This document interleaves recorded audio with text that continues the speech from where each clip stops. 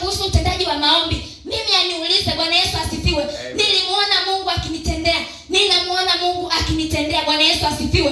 Kupitia maombi. Tunayo mifano mingi sana. Akina Danieli waliomba ikawa. Hana alihangaika kutafuta mtoto, aliomba ikawa. Esther aliomba ikawa. Mimi na wewe, kwa nini tusiombe?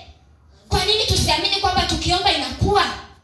Tukiomba watu wa Mungu inakuwa. Bwana Yesu asifiwe. Haleluya. Nitoe mfano wa mwisho. Sisi kanisa la PWCCT tuna mpango wa kupambana kupata kiwanja, si ndio? Amen. Ni uongo kwamba lile kanisa pale chini watakuja watuombe sisi tupate kiwanja. Sio rahisi. Haiwezekani. Kwanza hawajui kinachoendelea. Kwa hiyo mbele, mimi sijui kinachoendelea kwenye maisha yako. Kama hautachukua jukumu la kusimama ukajiombea mwenyewe, sijui.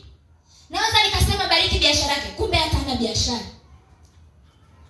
Kwa hiyo anayejijua vizuri ni wewe mwenyewe. Kwa hiyo ukijiombea, una target, yani unalenga, shabaha inaenda pale ambapo inatakiwa iende. Bwana Yesu asifiwe. Haiji kwa kupapasa papasa. Leo Mama Patrick anaomba, anamwombea mtu fulani. Hajui hata changamoto alionayo. Labda kama nitaonyeshwa na roho tambia, ombea tu mtu fulani.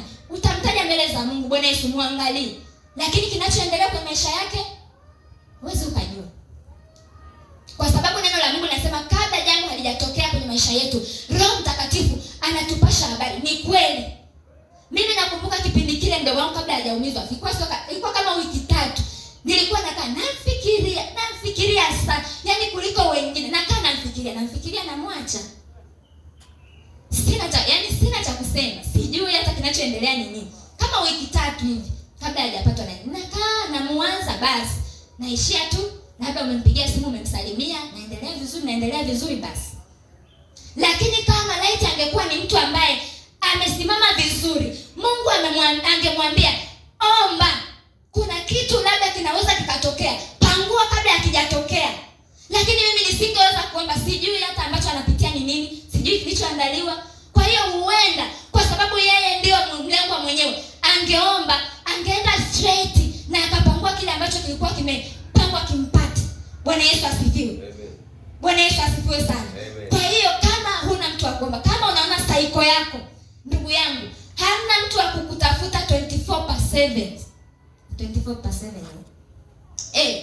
Hauna mtu wa kutafuta masaa yote. Umekula, umeshindaje? Leo unaendeleaje? Biashara yako leo imekuaje? Watoto wako je, wanaendeleaje? Kama hauna mtu kama huyo, hilo jukumu ni la kwako mwenyewe. Ni la kwako kivipi? Ni kuomba. Bwana Yesu asifiwe sana. Amen. Nimesema kwamba tuna watu wengi, lakini sio wote ambao wanaweza kutusaidia. Nichukue mfano fulani. Juzi kati wakati niko shuleni,